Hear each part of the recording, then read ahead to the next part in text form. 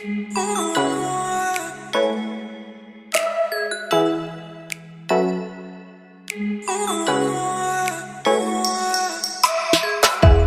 afternoon to all of you. This lecture is going to be on the chapter, basically on the subject law of torts. Thoughts के अंदर हम usually सारे ही universities में या सारे ही entrances में कुछ यही टॉपिक्स होते हैं जो पार्ट कॉन्स्टिट्यूट करते हैं उस सिलेबस का. तो let's have a quick look कि क्या सिलेबस होता है लॉ ऑफ टॉट्स के सब्जेक्ट का.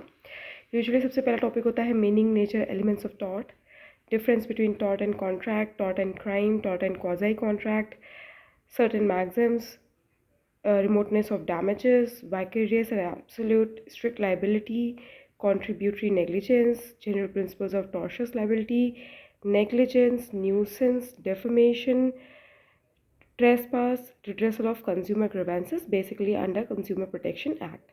So in short we can say these things or these chapters constitute the syllabus of the subject law of tort. So without much ado, let's start with the first topic, that is meaning, nature and elements of tort. आज का जो lecture होने वाला है वो इसी पूरे point पे फोकस्ड रहेगा. और जैसे कि आप यहाँ देख पा रहे हैं मैंने सेकंड पॉइंट लिखा है, there is differences between tort, contract, tort, crime, tort, quasi contract. तो ये सारे जो पार्ट्स हैं ये बेसिकली जो नेचर का एक हेडिंग है उसी के अंदर ही इंक्लूडेड होते हैं. तो इन दोनों ही पार्ट्स को आज के लेक्चर में हम कवर करने वाले हैं. तो मीनिंग और डेफिनेशन की अगर बात करें तो लॉ ऑफ टॉर्ट को एक सिविल लॉ का एक ब्रांच कहा जाता है, जो कि which basically means that it is a wrongful act जो कि किसी भी इंसान में वेस्टेड जो उसके लीगल राइट्स होते हैं उनको वायलेट करता है. टॉर्ट को आप कह सकते हैं it's a breach of duty recognized under the law of torts. जैसे एग्जांपल हम दे सकते हैं, violation of duty not to injure the reputation of a person. ये क्या कॉन्स्टिट्यूट करता है? टॉर्ट ऑफ डेफेमेशन करता है. टॉर्ट ऑफ डेफेमेशन से रिलेटेड जब हम डेफेमेशन करेंगे तो there is this distinction between libel and slander जो इंग्लिश लॉ में अवेलेबल है, जो इंडिया में रिकॉग्नाइज तो नहीं किया जाता है, but recently it has been a very much talked about topic. तो जब भी हम डिफेमेशन करेंगे तो हम लाइबल और स्लैंडर को भी कवर करेंगे. तो जैसा कि मैंने आपसे कहा था कि नेचर के अंदर इंक्लूडेड हैं कुछ differences.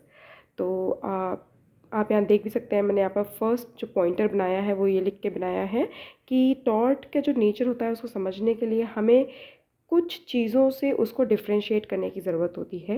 And the first among those is the difference between a tort and a crime. In its introductory part we can say कि जो भी रॉन्गफुल एक्ट्स जो कि थोड़े से लेस सीरियस नेचर के होते हैं वो बेसिकली प्राइवेट रॉन्ग्स कहलाते हैं. वेयर एज जो एक्ट्स थोड़े से सीरियस रॉन्ग्स होते हैं उन्हें हम पब्लिक रॉन्ग्स कंसिडर करते हैं, and those public wrongs are considered as crimes. अब दोनों ही जो रॉन्ग्स हैं, प्राइवेट और पब्लिक रॉन्ग्स, यानी कि टॉर्ट और क्राइम, इन दोनों के रिगार्ड में जो भी रूल्स के एप्लीकेशंस होते हैं वो बहुत ज़्यादा डिफरेंट होते हैं. टॉर्ट के केस में जो इंजर्ड पार्टी होती है वो खुद ही केस फाइल करती है, but in the case of public wrong, यानी कि जब रॉन्ग किसी पब्लिक के अगेंस्ट किया जाता है या wrong has been done against the state in particular, then in that situation जो criminal proceedings होती हैं wrong doer के अगेंस्ट वो यूजुअली स्टेट के अगेंस्ट ब्रॉटअप की जाती हैं, ना कि इंजर्ड पार्टी के द्वारा ब्रॉटअप की जाती हैं. The other point of difference we can say under tort and crime is कि tort के अंदर जो कॉम्पनसेट किया जाता है वो बेसिकली पेक्यूनरी नेचर का होता है, यानी मॉनेटरी कॉम्पनसेशन होता है. बट क्राइम के अंदर जो कॉम्पनसेट किया जाता है द विक्टिम को, वो यूजुअली जो रॉन्ग डूअर होता है उसको पनिशमेंट दे करके किया जाता है. यानी कि आप कह सकते हैं जो क्राइम होता है that is of punitive nature. Now let's talk about another point of differences between tort and breach of contract. तो यहाँ मैंने दो headers बना रखे हैं tort और contract का. तो first point of difference is कि tort के case में ये basically it's a outcome of the breach of some duties which are not undertaken by the parties themselves but imposed by law. यानी law tort के case में parties अपने ऊपर खुद ऑब्लिगेशंस क्रिएट नहीं करते, रादर जो स्टेट का लॉ होता है, किसी कंट्री का लॉ होता है, वो ऑब्लिगेशंस क्रिएट करता है. बट कॉन्ट्रैक्ट के केस में क्या होता है कि जो ब्रीच ऑफ ड्यूटी होती है वो कैसे होती है, वो जो ड्यूटी होती है वो पार्टीज़ के द्वारा खुद क्रिएट की गई होती है.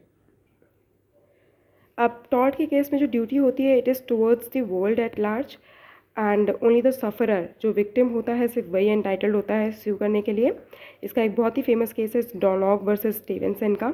जब हम डिफेंसेस करेंगे तो उस सिचुएशन में हम ये सारे ही केसेस डिटेल में डिस्कस करेंगे. अब अगर बात करें second point of difference in regard to the with regard to the contract, तो जो ड्यूटी होती है वो बेसिकली बेस्ड होती है प्रिविटी ऑफ कॉन्ट्रैक्ट के कॉन्सेप्ट पे. और जितनी भी पार्टीज़ होती हैं, यानी दो जो पार्टीज़ होती हैं, वो एक दूसरे के प्रति उनकी ड्यूटीज़ होती हैं. तो आप कह सकते हैं, यहाँ पर मैंने एक नोट लिखा है कि जो कॉन्ट्रैक्ट की ब्रीच होती है उस केस में जो स्ट्रेंजर होता है किसी कॉन्ट्रैक्ट के अंदर, यानी जो थर्ड पार्टी है, दैट के नॉट स्यू. टॉर्ट के केस में जब ब्रीच होता है, यानी tort itself is a breach, तो टॉर्ट के केस में जो डैमेजेस होते हैं वो अनलिक्विडेटेड होते हैं, यानी कि कोर्ट अपने डिस्क्रिशन से डिटरमिन करती है. But in the case of contract जो ब्रीच होता है वो कॉम्पनसेट किया जाता है लिक्विडेटेड डैमेजेस से. यानी वो जो ये कॉन्ट्रैक्ट के टर्म्स में कई बार मेंशन होता है कि जो डैमेज हम देंगे in case of breach of the contract वो इतना अमाउंट देंगे, यानी वो प्री डिटर्मिन्ड होता है. The other difference is difference between tort and a quasi contract. तो यहाँ पर हम देख लेते हैं कि क्या क्या points of differences हैं. When a person gains some advantage or benefit to which some other person was entitled to, or by such advantage another person suffers any undue loss, then in that case the law may compel the beneficiary to compensate the sufferer in respect of such advantage. इसी को हम law of quasi contract कहते हैं. तो इन दोनों के बीच में जो पॉइंट ऑफ डिफरेंस है वो सिर्फ डैमेजेस के बेस पे है. तो टॉर्ट के केस में क्या होता है कि जो टॉर्ट है, मैंने आपको पहले भी बताया, टॉर्ट के केस में जो डैमेजेस होते हैं या कॉम्पनसेशन जो होता है वो अनलिक्विडेटेड होता है, यानी कि कोर्ट अपने डिस्क्रिशन से डिसाइड करता है कि जितना लॉस सफ़र हुआ है उसके प्रोपोर्शन से उन्हें कॉम्पनसेट किया जाता है. बट क्वाज़ी कॉन्ट्रैक्ट के ब्रीच के केस में क्या होता है, फिर जो डैमेजेस होते हैं वो अगेन लिक्विडेटेड होते हैं as it was in the case of the breach of contract, यानी कि प्री डिटर्मिन्ड होते हैं. तो tort itself is not a piece of legislation, but tort को Limitation Act 1963 के अंदर डिफाइन किया गया है under section 2M, which says that tort means a civil wrong which is not exclusively a breach of contract or a breach of trust. तो इस definition के basis पे हम कह सकते हैं कि टॉर्ट के क्या कंपोनेंट्स होते हैं. Tort is a civil wrong first, and other is कि टॉर्ट जो है वो ब्रीच ऑफ कॉन्ट्रैक्ट या ब्रीच ऑफ ट्रस्ट नहीं होना चाहिए. एंड थर्ड इज़ जो सिविल रॉन्ग होती है उसको रिड्रेस किया जाता है अनलिक्विडेटेड डैमेजेस से.